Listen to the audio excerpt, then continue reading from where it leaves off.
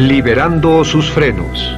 Hace muchos años, cuando comencé a estudiar las emociones negativas, el punto más crítico que descubrí fue que no se puede hacer ningún progreso hacia la salud, la felicidad, el amor y el cumplimiento del potencial mientras se insista en mantener intactas las emociones negativas. Y lo único bueno de las emociones negativas, si es que tienen algo de bueno, es que las emociones negativas no son permanentes. Lo dice hasta Sigmund Freud, no hay un lugar permanente para las emociones negativas en el subconsciente. En otras palabras, son visitantes indeseados. Son hábitos negativos o patrones de respuesta negativos que pueden eliminarse, y el punto inicial para eliminarlos es entender de dónde vinieron y entender cuáles fueron los factores causales, volviendo a la niñez temprana, que desencadenó el desarrollo de las emociones negativas y nos han dado como adultos una predisposición a ser negativos de una u otra forma. Esto nos lleva al condicionamiento de la niñez temprana. Recuerden que ya dijimos que el punto inicial de los patrones de hábitos negativos compulsivos e inhibitorios era la crítica destructiva. La crítica destructiva es el gran destructor. La crítica destructiva destruye a las personas en su interior y las deja caminando en círculos por fuera. Muchas personalidades han sido minadas y destruidas, mucha autoestima ha sido puesta de lado como resultado de la crítica destructiva más que cualquier otra cosa que podamos imaginar. La crítica destructiva es el gran asesino. Ahora, ¿por qué es eso tan malo? Sabemos que los niños en sus primeros años y al ir creciendo tienen una necesidad tremenda de amor y aprobación de sus padres. De hecho, muchos psiquiatras y psicólogos han dicho que la razón número uno de la enfermedad mental en los adultos es el retiro de amor o el amor no expresado. Sabemos que cualquier persona con prestigio, una persona que es importante para un niño, tiene un impacto enorme en ese niño, y los niños hasta la edad de 6 años tienen muy poca habilidad para discriminar entre una crítica válida y una crítica inválida. Lo que esto significa es que todo lo que diga un padre o un pariente mayor o una persona mayor, cualquier cosa que diga una persona de prestigio o una persona importante para un niño, es aceptada como cierta. Es aceptada como una representación válida de la realidad. Si una madre dice eres un niño malo, o si un papá dice eres flojo, si alguien dice no eres dependiente, o si alguien dice que somos estúpidos o tontos o feos, el niño no tiene capacidad alguna para discriminar entre lo válido y lo no válido. Ese niño acepta eso como una verdadera representación de la realidad. Va más allá de la mente consciente, va directamente al subconsciente y ahí se queda. Muchos de nosotros como adultos aún estamos viviendo en base a la información negativa que recibimos cuando éramos niños. Y después como adultos, ¿qué decimos? Pues decimos así es como soy, o siempre he sido así, o algunas personas dirán, pues es de familia, tu padre era así, los hijos son así, tu madre era así, etc. ¿De dónde viene? Nada de estas cosas es de familia. Por ejemplo, cuando estaba creciendo, mis padres habían sufrido la depresión y la depresión les produjo un impacto enorme. Y cuando hablábamos de comprar algo, lo recuerdo muy bien, mis padres se ponían muy tensos y decían, no podemos pagarlo, no podemos pagarlo, no podemos pagarlo, no podemos pagarlo. Tenían una mentalidad de carencia, esta mentalidad de no podemos pagarlo toda su vida. Y luego yo crecí, y aunque nunca he experimentado la depresión, y la mayoría de ustedes, 10, 20, 30, 40 años después, aún estamos diciendo, no puedo pagarlo, no puedo pagarlo, no puedo pagarlo. Aún tomamos como base esas frases críticas, esas frases emocionales que usaban nuestros padres. Tal vez sus padres les decían, como mi padre me decía a mí una y otra vez, nunca acabas lo que empiezas, nunca acabas lo que empiezas. Nunca acabas lo que empiezas. Eres un flojo, nunca acabas lo que empiezas. Y cuando fui adulto tuve muchos problemas para acabar lo que empezaba. Al acercarme al final de la tarea, comenzaba a sentirme ansioso y buscaba cualquier excusa por posponerla o retrasarla. El segundo factor que nos predispone a emociones negativas es la falta de amor.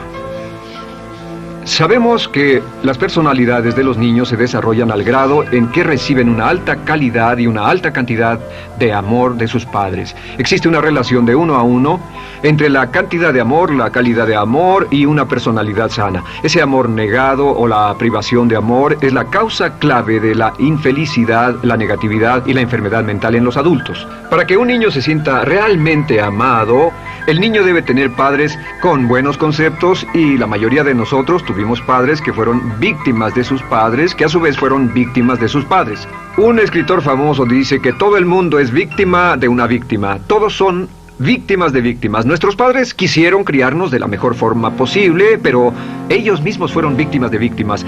Y para que un niño se sienta realmente amado, deben existir 3 condiciones. La condición número 1 es: los padres deben amarse a sí mismos.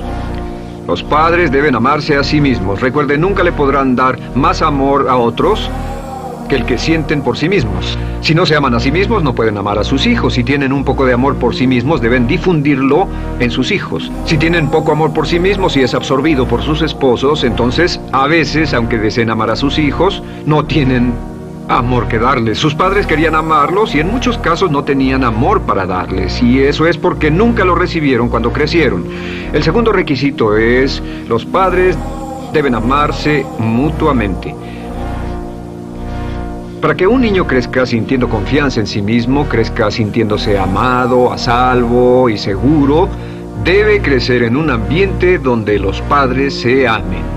No hay nada que le dé más temor a un niño que crecer en un hogar donde los padres peleen entre sí, donde los padres no se amen, donde haya dificultades, porque el niño siempre tiene una tendencia, primero que nada, ser una víctima, pues al niño se le grita y se le vocifera, y entonces cree que la razón por la que mamá y papá pelean es su culpa. Ahora, una investigación interesante: como hay muchas familias de un solo padre, la investigación interesante muestra que cuando uno de los padres se va como resultado de una separación o un divorcio, los niños que quedan invariablemente están convencidos de que la razón por la que el otro padre se fue se debió a algo que él hizo. Y es importante que si un matrimonio o una relación va a terminar y uno se va a ir, que el padre que se quede les diga a los niños una y otra vez que la razón por la que la relación no funcionó no tuvo nada que ver con ellos. Solo tuvo que ver conmigo y con papá, conmigo y con mamá. No tiene nada que ver con el niño. El niño necesita oírlo muchas veces antes de que se sienta confiado y seguro. Y por supuesto, siempre es mejor que un niño sea criado por un padre que lo ama que por 2 padres que no se aman. Una tercera condición que debe cumplirse si no quiere que exista la falta de amor es que los padres deben amar al niño. Los padres deben amar al niño. Bueno, esto parece muy obvio y muy lógico. La verdad es que, y esto es lo más difícil para usted y para mí como adultos, que ni siquiera lo pensamos, que es posible que nuestros padres no nos quisieron. No porque no lo intentaran, querían amarnos y tenían la intención de hacerlo, desde luego, etcétera, etcétera, pero simplemente como tenían conflictos mutuos y problemas sin resolver con sus padres, y sufrieron la guerra y la depresión, tenían que hacer carrera y otras responsabilidades, nunca lo lograron totalmente. ¿Entienden? Esa fue la dificultad. Lo deseaban, pero nunca lo lograron. La única forma en que puede amarse a un niño es pasando una gran cantidad y calidad de tiempo con el niño. Tiempo en gran cantidad y calidad con el niño. 10 minutos al día no bastan. Los niños se consideran valiosos según el grado en que las personas más importantes en su vida pasen tiempo con ellos. Si las personas más importantes en su vida, sus padres, solo pasan poco tiempo con ellos, los niños concluyen que la razón para ello es que tienen muchos defectos, que hay algo esencialmente malo en ellos y que por eso sus padres no pasan más tiempo con ellos. Los niños no piensan con la razón, lo hacen en forma emocional. Solo piensan: mi padre está aquí, me ama, y si no pasa tiempo conmigo, él o ella no me aman. Y si cualquiera de esas 3 condiciones existió o más cuando estaba creciendo, los padres no se amaban a sí mismos, o no se amaban mutuamente, o tal vez no lo amaban porque nunca lo lograron, aunque querían, entonces usted debe haber crecido en conjunción con la crítica destructiva que se llama culpa. ¿Y qué es la culpa? Pues simplemente la culpa es un sentimiento de no valer mucho. ¿De dónde sacamos este sentimiento? Lo obtenemos cuando continuamente gente importante nos critica en nuestra vida y simultáneamente no nos dan el amor que necesitamos. Sentimos que no valemos mucho o que no valemos nada. Y un sentimiento de culpa nos lleva a un sentimiento de falta de mérito, falta de valor y culpa. Y esa culpa, ese sentimiento de falta de mérito, es el mayor problema del siglo XX, la principal fuente de enfermedad mental. Es la fuente principal de los problemas en las relaciones, la fuente principal de enfermedad psicosomática, la fuente principal de la mayoría de los problemas que afectan a nuestra sociedad. Es el profundo sentimiento de culpa y falta de mérito que se expresa o se esconde en los pensamientos o en la actitud: no valgo suficiente, no valgo suficiente. No valgo suficiente. Ya hablamos de la autoestima y de lo importante que es. La autoestima significa me quiero mucho, me quiero mucho, me quiero mucho, me quiero mucho. Las personas que han sido criadas con críticas destructivas durante su vida no solo no se agradan a sí mismas, no sienten que sean lo bastante buenas para nadie, y en muchos casos están llenos de odio por sí mismos. Se odian a sí mismos, se autocondenan o se detestan, y verán que esto sale en sus conversaciones y sale en sus relaciones con otras personas. Las personas que no se quieren a sí mismas, aunque quieran tener buenas relaciones, simplemente no son capaces de ello. Las personas que piensan que no son buenas para nada siempre lo hacen aflorar, siempre será un problema. Ahora, ¿cuál es la razón principal de la culpa? ¿De dónde viene la culpa? La culpa viene de 3 fuentes negativas: padres negativos, influencias negativas o religión negativa. Una de las 3. Cualquiera de estas 3 usa la culpa. De la culpa se valen y aprovechan, en especial los padres y las organizaciones religiosas, por 2 razones. Una es el castigo. La culpa se usa para castigarnos. Cuando estamos creciendo, el castigar es la forma más fácil de hacer que uno se sienta mal. Nuestros padres nos hacen sentir mal castigándonos físicamente o sermoneándonos o regañándonos. Y el castigo es una forma muy eficaz de irnos conformando o de conseguir que hagamos lo que los demás quieren. La segunda razón por la que se usa la culpa cuando se practica en forma consciente, y algunas organizaciones la practican así, es para tener más control emocional en especial, porque se puede controlar a una persona emocionalmente con culpa y manipular su comportamiento. Hay muchas organizaciones que usan la culpa como una herramienta de control y manipulación. Si puede controlar a las personas con suficiente fuerza y en forma emocional, puede conseguir su dinero, puede conseguir su tiempo, puede conseguir su compromiso, demandar sus recursos, etc. Muchas organizaciones usan la culpa para aplicar un castigo. Muchas organizaciones de caridad que se anuncian por televisión, en especial las de causas benéficas que involucran a niños o a personas incapacitadas, usan un sentimiento de culpa. A usted le va tan bien que debe sentirse culpable por estas personas que sufren, o envíenos algo de dinero y eso se encargará de su culpa por un momento hasta que lo incluyamos en nuestra lista de correo, etc. Y la culpa es un estándar. ¿Por qué se usa tan comúnmente? Pues primero que nada porque casi todos nosotros la tenemos en mayor o menor grado, y número 2, es fácil. La culpa es fácil. ¿Por qué nuestros padres la usan con nosotros? ¿Por qué nuestras madres la usan con nosotros? Nuestras madres pueden controlarnos con la culpa en un cuarto repleto. Nuestra madre puede controlarnos a miles de kilómetros por teléfono. Los padres usan la culpa en sus hijos porque sus padres usaban la culpa en ellos, y así sucesivamente. Es lo más fácil, no existe un esfuerzo físico. Puede hacerse con una mirada o de reojo o una palabra. Ya sabe que las personas siempre buscan lo más fácil. Esté alerta. Ustedes han sido criados en un ambiente donde se les ha hecho sentir culpa, y casi todos lo vivimos. Debemos entender que la culpa es como una letrina o bacterias emocionales negativas que se colocan en la raíz de su psique o su subconsciente y activan todas las demás emociones negativas: furia, odio, envidia, resentimiento, frustración y duda, temor, etc. Las crea y las activa a todas, y la forma para en realidad deshacerse del centro es exorcizarlo, extirparlo, y es lo que vamos a hacer el resto de esta sesión. Primero, ¿cómo podemos saber si nos criaron con sentimientos de culpa? Bien, a esto le llamamos la manifestación adulta de la culpa.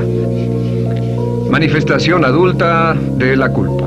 Puede saber, probándose a sí mismo, cuánto de esto tiene. Número 1, la manifestación adulta de la culpa es que tiene sentimientos de inferioridad, sentimientos de inadaptabilidad y de no merecer las cosas. No siente que merezca que le pasen cosas buenas. Si una persona ha sido criada con crítica destructiva y se le hace sentir culpa, entonces cuando logra éxito, aún con un tremendo esfuerzo, tiene una tendencia terrible de sentir que no se lo merece. A esto se le llama, por cierto, temor al éxito. El temor al éxito es solo otra forma de decir que la persona que ha estado condicionada a pensar de sí misma como poco valiosa o no lo bastante buena, se siente muy incómoda cuando experimenta el éxito. Se siente muy tensa y a disgusto. Realmente si sienten demasiada tensión, comienzan a aspirar cocaína, a beber demasiado alcohol, se enredarán en comportamientos autodestructivos, tendrán una sensación tremenda de ansiedad, como si alguien fuera a descubrir algo de ellos. Hay un libro en la librería que dice, si me está yendo también, ¿por qué me siento como un impostor? Tienen el llamado síndrome del impostor. ¿Alguna vez ha tenido éxito en algo y la gente ha ido a usted a decirle, vaya, hiciste un excelente trabajo, o eso es maravilloso, aunque haya sido muy duro para usted, y sintió que los demás iban a descubrir, siente como que, es decir, que iban a descubrir que realmente no es bueno, que solo fue un fraude, solo un accidente, y por supuesto es lo que dice, fue coincidencia, fue un accidente, la verdad no sé ni cómo lo hice. Hacen todo lo posible por huir de ese sentimiento de inferioridad y de no merecer las cosas. Estén muy alertas. La segunda manifestación adulta de la culpa es la autocrítica destructiva. Hay una línea de un gran poeta que dice, aquellos a quienes se les hace mal, hacen mal a su vez. Los niños a muy temprana edad, a veces a la edad de 2 o 3 años, comienzan a menospreciarse, se desgarran, hasta se golpean y se castigan físicamente si se les critica demasiado. Siempre dicen el equivalente de no valgo suficiente o no soy muy bueno, y se castigan a sí mismos. Y la crítica destructiva es un síntoma real de un sentimiento escondido de culpa e insuficiencia. El número 3 es que, fácilmente manipuladas por la culpa, las personas pueden jalar sus cordones de culpa en forma muy simple. Realmente vemos que existen dos tipos de personas en el mundo, los lanzadores de culpa y los receptores de culpa. Invariablemente, estas personas se atraen mutuamente. Y por supuesto el lanzador de culpa es la persona que se identifica con el padre que lanzó la culpa, y el receptor es la persona que se identifica con el que atrapó la culpa. Pero los lanzadores y los receptores de culpa se unen, se equilibran perfectamente, se establecen y forman una nueva generación de lanzadores y receptores de culpa. Podemos decir que usted es fácilmente manipulado por la culpa porque ha estado muy bien condicionado. Su jefe puede tirar de su cordón de culpa, una persona en un autobús puede tirar de su cordón de culpa, una sobrecargo puede tirar de su cordón de culpa. Esté muy alerta a esto. La cuarta manifestación de culpa es que usted la usa. Usa la culpa y culpa a otro generosamente. ¿Por qué? Pues si ha funcionado en usted, la hará funcionar en ellos. Le parecerá que es un intercambio, un trato muy justo. Usa la culpa y la culpabilidad y se convierte en la base de sus relaciones con los demás. Cuando algo sale mal, les echa la culpa a ellos. Algo sale mal, culpa a alguien más. En cuanto hay un problema, busca a quién culpar. Un experimento muy interesante con la cámara escondida hace algunos años fue que hicieron una plancha de hielo y la pusieron en la acera sin que nadie los viera. No hacía mucho frío, pero lo hicieron y observaron cómo reaccionaban las personas cuando pasaban por ahí, cuando caminaban por ahí, llegaban a esa plancha de hielo, se desequilibraban y se resbalaban, y lo primero que hacían era observar a la persona más cercana a ellos, enojados, verdaderamente furiosos. En otras palabras, buscaban a quién culpar. Y si no había nadie cerca de donde habían caído, se levantaban otra vez, miraban a su alrededor, no había nadie, y entonces pateaban el piso, pateaban con fuerza y se iban. Nuestra tendencia natural cuando algo sale mal es buscar a alguien o algo a quien culpar, en especial si nos criaron con una culpa continua. Y la quinta manifestación es lo que llamamos lenguaje víctima. Ahora recuerden que hablamos sobre la ley de concentración. Dice, lo que siembras cosecharás. También dice, si usas lenguaje de víctima, mantienes viva la culpa, la refuerzas, la edificas, la cultivas, la utilizas. El lenguaje víctima es lenguaje como no puedo, no puedo. No puedo. Cuando dice no puedo, no puedo, no puedo, envía un mensaje a su mente subconsciente, y la mente subconsciente comprende que está inhabilitado, que no tiene control, que es una víctima. Y cuando desea poder hacer algo, su mente subconsciente retroalimenta su mensaje y dice no puedes, no puedes. Y lo segundo que dice es tengo que, y otra vez no tengo control, no estoy a cargo. Pero existe otra expresión del lenguaje víctima que debemos evitar, y es esta: trataré. Trataré, sea lo que sea, trataré. ¿Qué significan las palabras trataré? Pues déjenme decirles qué significan. Significan voy a fracasar y lo digo anticipadamente para que no me vengan con represalias. En otras palabras, dice trataré de llegar a tiempo, pero lo que está diciendo es tal vez llegue tarde y no pueden reclamarme porque dije que trataría. Cuando una persona dice trataré, está disculpando su fracaso por anticipado. Si fuera al doctor y el doctor lo examinara, lo auscultara y le dijera, pues está en pésimas condiciones, tendremos que intervenir, debemos llevarlo al hospital ahora mismo, me sorprende que haya llegado aquí, usted dirá, bueno doctor, espero que haga un buen trabajo. Y él dice, trataré. Si él dice eso, usted seguramente buscará otro médico. O si va a un abogado, lo culpan de algo y va a un abogado y le presenta su caso y dice, oiga, va a defenderme, y él dice, trataré. ¿Qué está diciendo? Está diciendo, escuche, he estudiado el caso y por lo que veo no hay mucha esperanza, pero lo tomaré de todos modos. Trataré son los que tratan de conseguir que les pague por anticipado. Otro juego de palabras que no debe usar. Por cierto, con respecto a trataré, lo que debe decir es lo haré o no lo haré. No trataré. Si alguna vez en nuestro negocio, tenemos un negocio muy activo, si llamamos a alguien y le pedimos alguna cosa o algún trabajo y dice trataré de conseguirlo para el viernes o trataré de terminarlo a tiempo, al instante sabemos que lo que quiere decir es que quiere sentirse libre, no comprometerse. Así que nunca dejamos que nadie se vaya con un trataré, debe ser hecho o no y queremos obtener una seguridad. Si hace falta nosotros lo hacemos. Cuando dicen trataré, lo que están haciendo es que se están lavando las manos. Esté alerta, la otra palabra es desearía. Dicen que un deseo es una esperanza o una meta sin energía detrás. Desearía. ¿Qué significa un deseo? Desearía significa que me gustaría tener algo, pero sé que nunca lo podré tener. Cuando dice desearía bajar de peso, ¿qué significa? Las palabras no dichas son, pero sé que no puedo. Porque no por las excusas que tiene y el metabolismo que tiene y los problemas, etcétera. Siempre hay razones por qué debe salir, etcétera. Desearía dejar de fumar, desearía estar en forma. Desearía. Cuando usa la palabra desearía, le muestra al subconsciente que esto es algo que no cree que le sea posible lograr o adquirir. Entonces el subconsciente descarta completamente esto como meta y no le da energía, ni motivación, ni impulso, ni deseo de lograrlo. Así que esté muy alerta al lenguaje víctima. Esté alerta a la expresión sí, pero. O lo haría, sí, pero. Alguien le dice, haga esto, y usted dice, sí, pero. La palabra pero, por cierto, es el gran borrador. Si una persona le dice, podría incrementar sus ingresos o incrementar su rendimiento, ser una persona mejor o más feliz o bajar de peso o lo que sea, no importa. Y usted dice, sí, pero. Lo que está diciendo es que está borrando toda la aseveración que ha dicho antes. Manda un mensaje a su subconsciente que dice, no hay posibilidad y no hace esfuerzo, no otorga energía, no ejerce capacidad alguna hacia el logro de esa meta.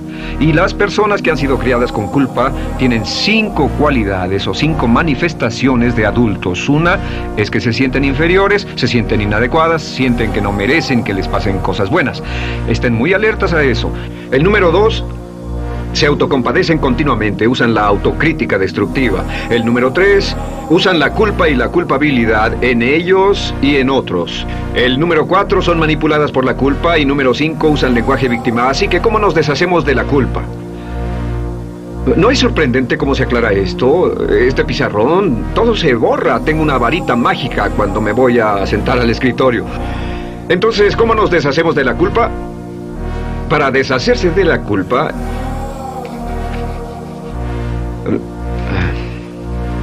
este es el proceso.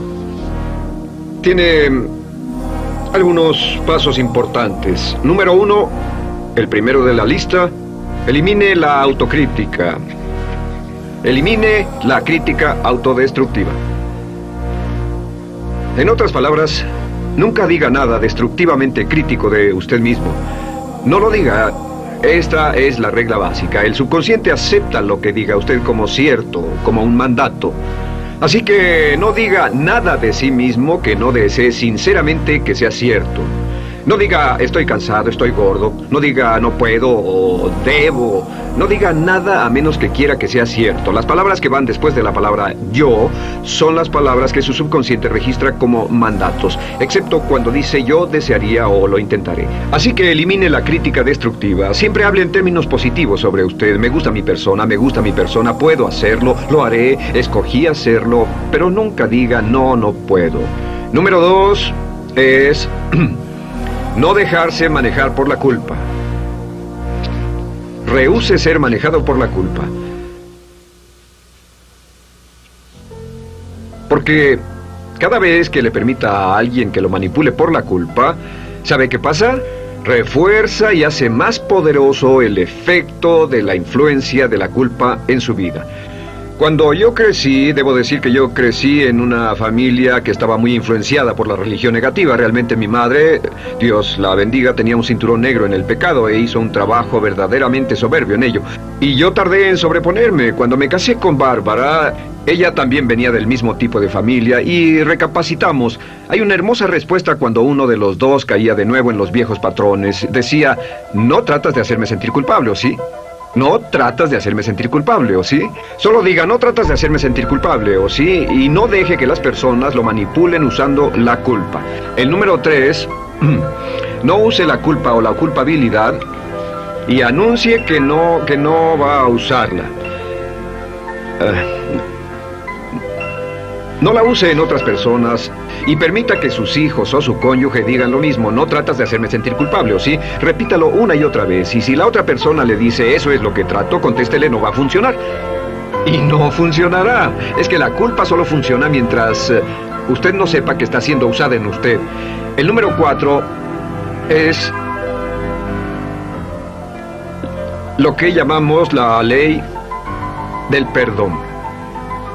Es la más importante de todas. Realmente es el centro, es el meollo de toda esta sesión. La ley del perdón simplemente dice que usted está sano mentalmente hasta el grado en que pueda perdonar libremente y olvidar las ofensas.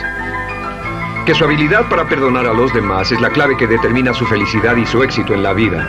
Su habilidad para perdonar a los demás es la única forma de eliminar la culpa. Su disponibilidad para perdonar a los demás y olvidar ofensas es el determinante más importante de si usted está o no totalmente integrado y es un adulto que funciona como ser humano. Porque la tendencia de culpar y de guardar rencores es una tendencia patológica infantil que la poseen todas las personas que están enfermas mentalmente. La habilidad para olvidar, para perdonar libremente, es la marca del ser humano realmente iluminado. Ahora, acepte eso como real. Hay 4 personas a las que debe perdonar. Número 1, perdone a sus padres.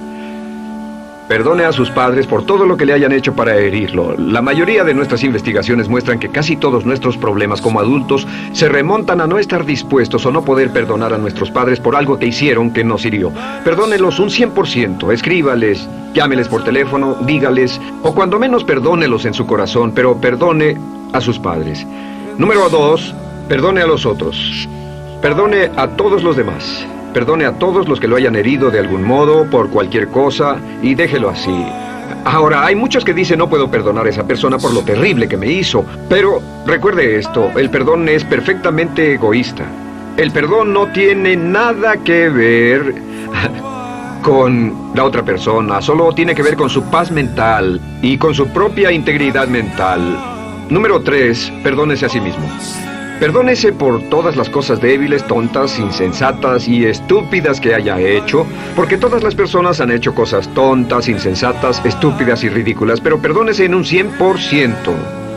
Y finalmente, la última parte de esto, si ha hecho algo que hirió a alguna persona, vaya a disculparse. Es sorprendente el hecho de vidas que se arruinan año tras año por personas que no tienen la fortaleza intestinal, las agallas y el valor para decir lo lamento. Una de las cosas más importantes es desarrollar carácter hasta el grado en el cual hacemos las cosas que son muy difíciles para nosotros, hasta el grado en el cual hacemos las cosas que sabemos que están bien aunque sean difíciles, en especial cuando son difíciles emocionalmente. Y la clave para deshacerse de la culpa, la clave para ser una persona total y completamente positiva, es perdonar a los demás. Perdone a las personas con quienes ha sostenido una relación. Perdone a sus jefes anteriores. Perdone a los amigos que lo han herido. Perdone las inversiones que estuvieron equivocadas. Perdone a los jefes que lo despidieron. Perdone a sus padres. Perdone a todo el mundo. Desarrolle una actitud hacia la vida con la que rehúsa guardarle rencor a los demás. Solo repita una y otra vez: los perdono a él o a ella por todo. Los perdono por todo. Los perdono por todo. Y eso es todo. La clave para librarse de las emociones negativas es rehusarse totalmente a continuar con cualquier situación negativa. No olvide que es un acto muy egoísta y será tan egoísta como usted quiera. El acto del perdón lo libera y libera a la otra persona y le garantiza que se moverá rápidamente hacia el cumplimiento de su potencial. Para tener éxito, una mujer debe ser mejor en su trabajo que un hombre.